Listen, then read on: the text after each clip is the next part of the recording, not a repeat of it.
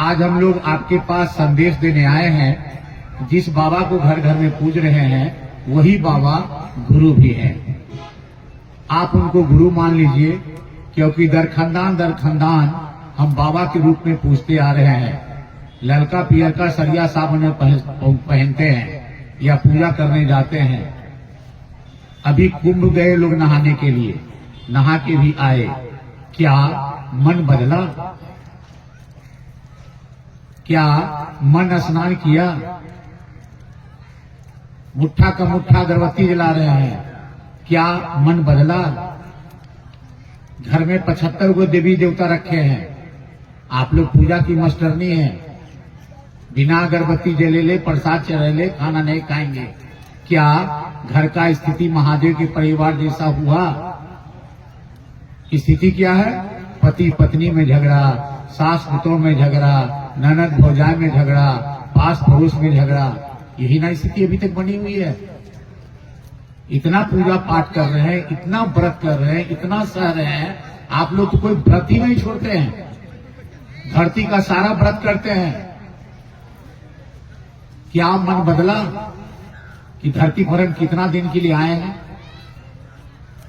साहब बार बार बोलते थे कि ईश्वर के लिए कुछ अच्छा काम करके जाइए, जो आपके शरीर छोड़ने के बाद 10 नगर पालिका से आपको देखने आवे कि हमारा गुरु भाई गुरु बहन कितना सुंदर थी, और आपके शरीर छोड़ने के बाद आपका बेटा पुतो समाज जन्मदिन और पुण्यतिथि मनावे। इसके लिए मात्र एक उपाय है, गुरु उपाय, जो इस कालखंड की धरातल पर पहली बार हम लोग के बीच साहब श्री हरिंद्रानंद जी आए, जिन्होंने पहली बार कहा कि संसार का एक एक मानव सिर्फ शरीर में हो, कोई भी मानव शिव को अपना गुरु मान सकता है।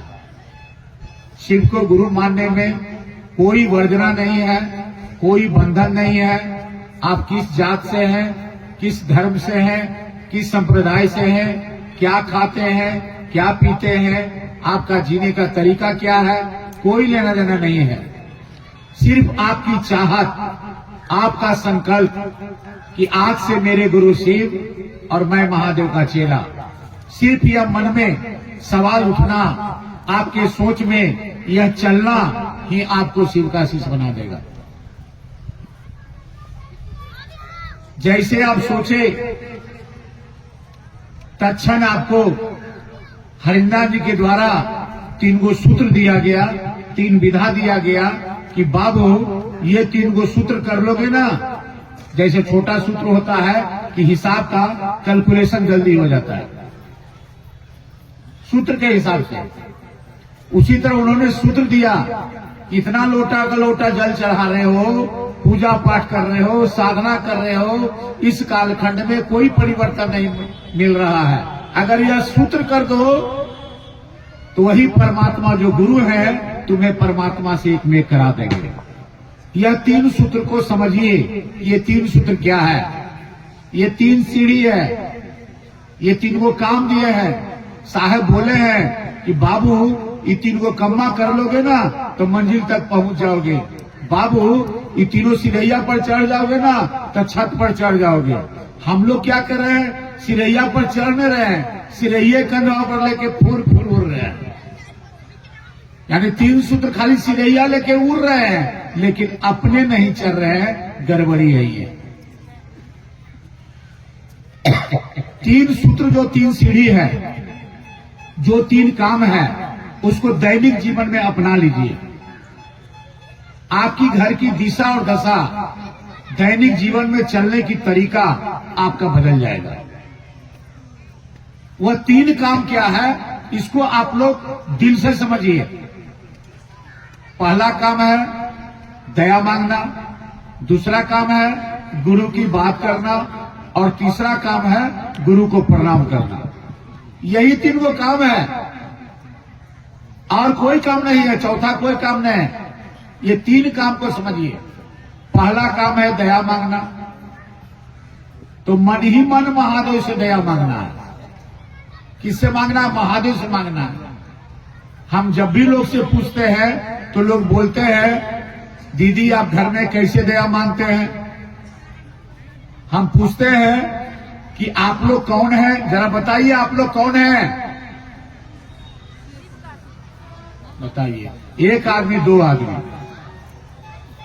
यानी आप लोग कौन है ये पता नहीं है। हाथ नहीं उठाइए, आवाज ऐसा कीजिए कि तिरपाल उड़िया जाए।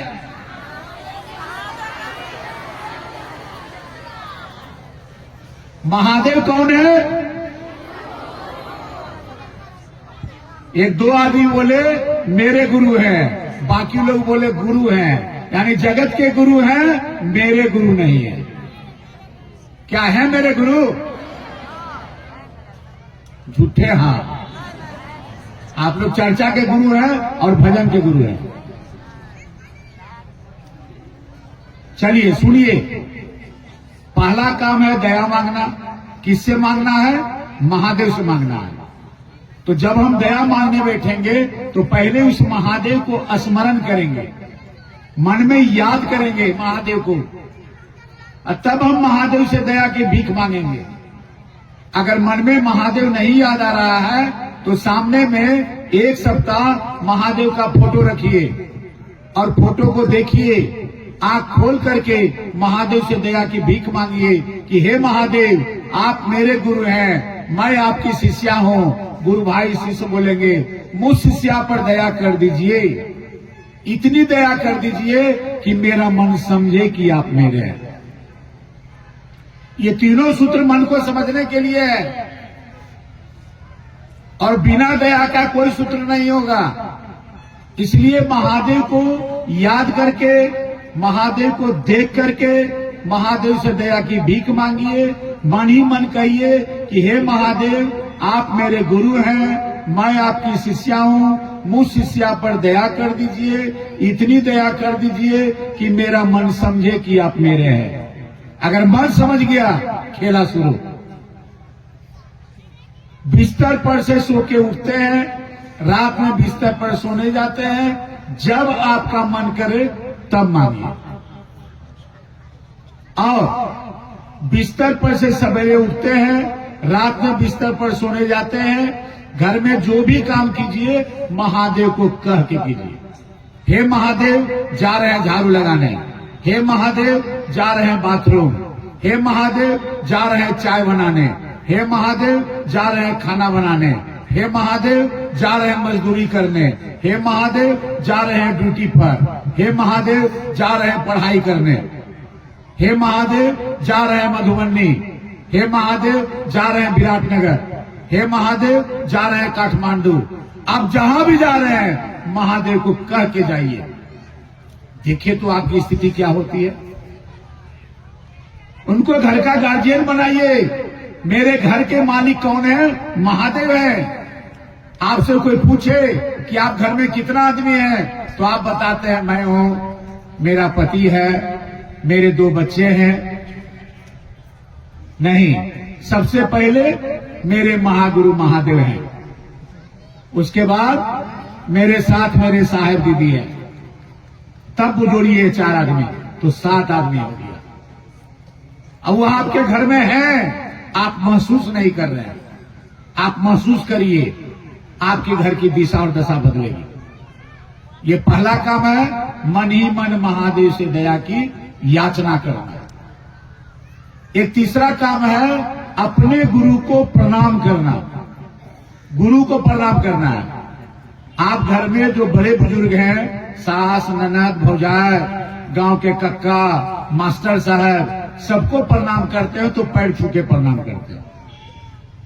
और हमारी गुरु बहन लोग तो पूजा की मास्टरनी है, हम तो एक बार प्रणाम करते हैं, और वो भी कि ठेवने छू लेते हैं। लेकिन आप लोग तो माथा पर आंचल लेकर के 5 बार प्रणाम करते हैं।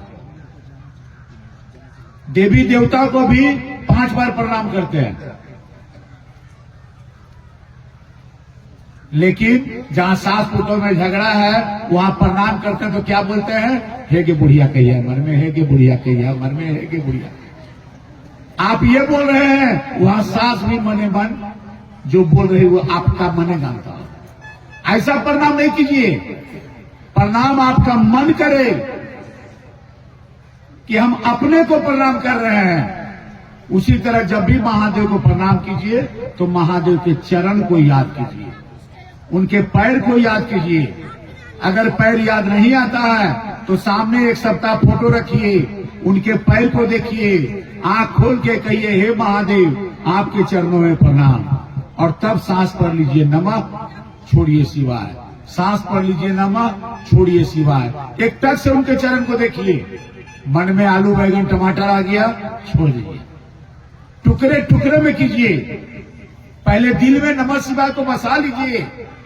एक सप्ताह के बाद फोटो देखने की जरूरत नहीं है, जैसे आप सांस पर नमः लीजिएगा आपके मन को यहाँ दिखने लगेगा। जैसे हम गजेंद्र भैया को फोन करते हैं कि जरा लगावे गजेंद्र भैया को मधुबन में, तो गजेंद्र भैया यहाँ पर दिखने लगते हैं, तब ये ना फोन पर हा चीटी सब तरह का दुख सुख बात करते हैं। आप भी अपने परिवार में करते होंगे तो उसका फोटो यहाँ दिखता है, तब ना फोन पर लगता है कि एकदम हंस रहे हैं, बात कर रहे हैं। उसी तरह महादेव से दया मांगिए और महादेव को प्रणाम कीजिए। जब मन में नमः शिवाय बस जाए तब माला से प्रणाम करने की आदत डालिए, तब मन भटकेगा नहीं। जैसे आप नमः कीजिएगा आपके मन को महादेव का चरण दिखने लगेगा। ये दोनों काम दिल का मामला है, दिमाग का मामला नहीं है। आज मैं यहां बोल रहा हूं आप लोग के सामने कि जो मैं 2 विधा बताया आपको करने के लिए, आज से आप शुरू कर दीजिए। 11 से 21 दिन के अंदर आपके घर की एक परेशानी दूर हो जाएगी, बशर्ते करना आपको पड़ेगा। और जब परेशानी दूर होगी, कैसा परेशानी, जो अगल बगल के लोग जानते होंगे, आपके रिश्तेदार जानते होंगे, वह परेशानी दूर होगी। और जब दूर होगी तब आपको अगल बगल रिश्तेदार, फोन पर मित्र सभी को बोलना होगा, हे चाचा, हे चाची, हे भैया, हे भाभी, हे बउआ, हे नूनू, शिव के गुरु हमने मन लिया है, तो हूँ मान ला, हमारा ही फायदा हो ले, तोरो ही फायदा हो। तो जितना आप बताते जाइए वो लोगों को, उतने आपकी घर की परेशानी दूर होती जाएगी। मैंने जांचा है, आप भी जांच लीजिए, तब मैं मन से बोल रहा हूं कि 11 से 21 दिन के अंदर परिणाम मिलेगा। आप करिए, आप करते नहीं हैं। महादेव ने साहब को 1986 में बोला कि हरिंदर, जो तुम करते हो कहते नहीं हो। साहब बोले मैं झूठ नहीं बोलता हूं, जो कहते थे बताए। महादेव बोले असत्य बोलते हो। उसी पर साहब बोले मैं झूठ नहीं बोलता हूं। फिर वह बोले महादेव कि जो तुम करते हो लोगों को करने को कहो। तो साहब लोगों को शिव का शिष्य बनाते थे, कहते नहीं थे। तब 1986 के दशक से कहने लगे कि आप भी लोगों को शिव का शिष्य बनाइए। और आज के परिवेश में हम लोग क्या करते हैं, जो कहते हैं वह करते नहीं है। हम लोग कहते हैं 3 सूत्र कीजिए, आपके घर की दिशा और दशा पता चल जाएगा। जब मेरे घर आइएगा तो पता चलेगा कि मैं पत्नी को मारता हूँ, सास ससुर को घर में बाहर कर दिया हूँ, बेटा बेटी का इज्जत नहीं करता हूँ। जब मेरे घर आइएगा तब मेरी सारी बुराई पता चलेगा। बोलिए मेरी बातों का क्या असर पड़ेगा। साहब बार बार महात्मा गांधी का उदाहरण देते थे कि एक माँ अपने बच्चे को लेके गई, बोली कि गांधी जी ये बच्चा गुड़ बहुत खाता है, करके जाओ 15 दिन के बाद आना। 15 दिन के बाद उस बच्चे को लेके आया। गांधी जी कुछ बताइए ना। बोला बच्चा गुड़ खाना छोड़ दो। उसकी माँ बोली क्या 15 दिन पहले क्यों नहीं बोले, करके हम खुद खाते थे, अब हम छोड़ दिए हैं, तब बोले कि तुम भी छोड़ दो। इसलिए पहले साहब भी 27-28 को बोले हैं कि पहले स्वयं शिव का शिष्य बनिए, तब दूसरे को महादेव के आश्रम में जाने के लिए प्रेरित कीजिए। पहले स्वयं शिव का शिष्य बनिए, तब महादेव के आश्रम में जाने के लिए लोग प्रेरित कीजिए। अगर आप में अक्कर और अहंकार है कि हम 20 वर्ष के गुरु भाई हैं, 25 वर्ष का गुरु बहन है, मेरी साहब से बात होती थी, साहब पास रहते थे, तो ये भ्रम अगर है तो आपकी उल्टी गिनती चालू होगी, आपका शिवशिष्टा धीरे धीरे खत्म हो जाएगा और नए लोग आगे बढ़ेंगे। इसलिए इसको न्यून कीजिए, इसको शून्य लाइए, शिष्य वही जो झुक के चलेगा। साहब बोले हैं कि अगर शिव के शिष्टा में है तो महादेव और समाज के सामने आपको विनीत होना होगा, झुक के चलना होगा।